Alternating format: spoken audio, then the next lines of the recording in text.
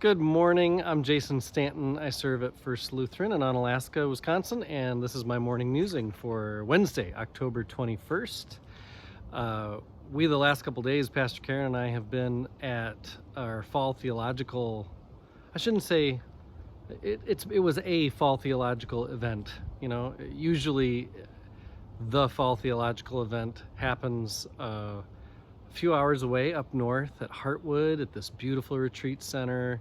The pastors of our synod, La Crosse Area Synod, all get together, about 50 of us, give or take, and we take time to play a little bit, we pray a lot, we have worship services that are really good music, good preaching, thoughtful themes for pastors to be thinking about.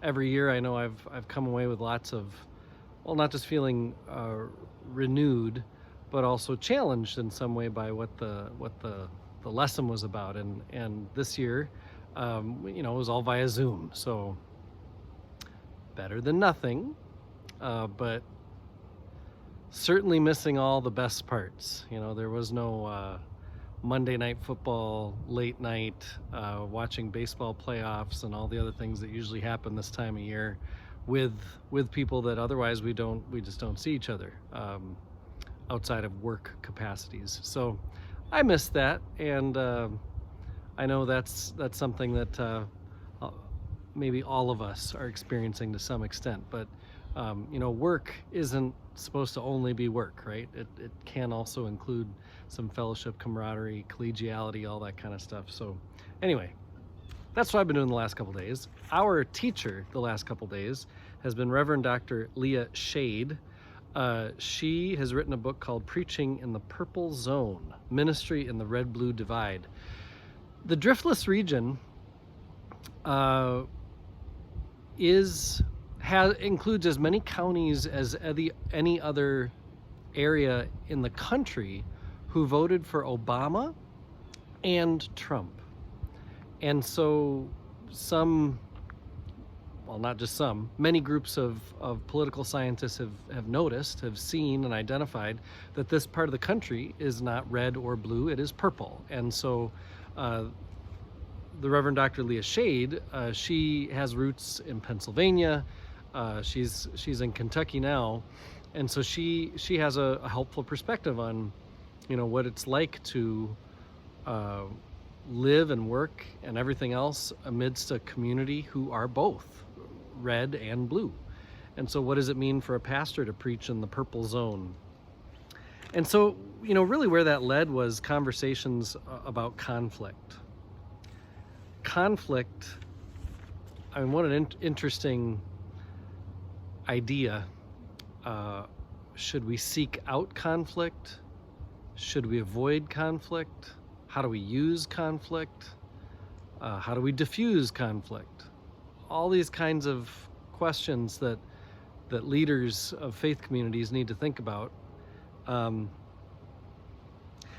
worksheet we did yesterday on Monday, so I guess 2 days ago, determining your church's theology of conflict. I think it's an interesting, just the phrase theology of conflict. Theology is the study of God. How would you study God amidst trying to comprehend conflict and what is happening in conflict? I'm just going to read this paragraph. This exercise is designed to help your church think about its theology of conflict.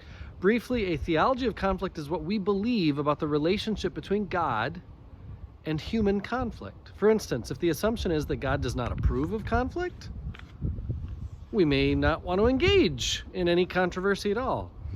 Alternately, if we believe that God works in and through human conflict in order to manifest God's will, we may be more willing to enter into dialogue about difficult issues. And so then it got into, when you think of the word conflict, which most closely describes what comes to mind? Tension, disagreement, intense anger, possibly leading to violence, or other. I think I used to probably answer that question more with the answer of tension. The conflict isn't a word that makes me think as much as it makes me feel. I feel conflict more than I think about it. And so I feel tension more than I think about it as a disagreement. And that feeling of tension is something that I have been taught in many different ways to resist. Resist conflict, try to get around it, try to when it happens, stamp it out, definitely manage it. But then when she asks these further questions, what does the Bible reveal about God and human conflict? Does God disapprove of it? Does God recognize that conflict is a natural part of human interaction? Does God use conflict in constructive ways to bring about transformation? When the church is fighting in the book of Acts, does that result in some growth?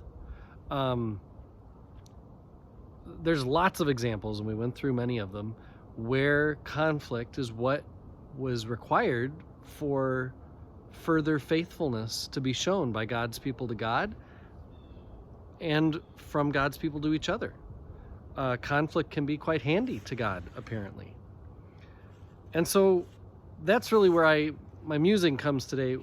I thought I'd ask, what is your theology of conflict? Where is God in conflict that you know? A small group that I was in, what we really came to is we recognize conflict has the power to tear people apart, for sure. But conflict also has the power, when experienced faithfully, when experienced by people of both sides with open ears and hearts, conflict also has the power to grow. Conflict has the power to build and bring understanding between people who didn't understand each other before, who maybe wouldn't have understood each other had they not had some conflict. A faithful marriage is my best example that I know of, where if you can learn, I always say to premarital couples, if you can learn to fight, you could have a really strong marriage. I don't mean fight, but conflict. If you can learn to harness the conflict you're gonna have and make it into a constructive tool, where you're open to not just understanding, but even moving forward with the other person's perspective in mind, that's where you really grow a relationship. And I think Christians are called to be in conflict with God at times, definitely to be at conflict with each other, and to remain at conflict with our own opinions. I don't know that we should ever just settle into a perspective and just say, this is all there is to know. I invite you to consider the place of conflict in your life and how God may be calling you to make use of it.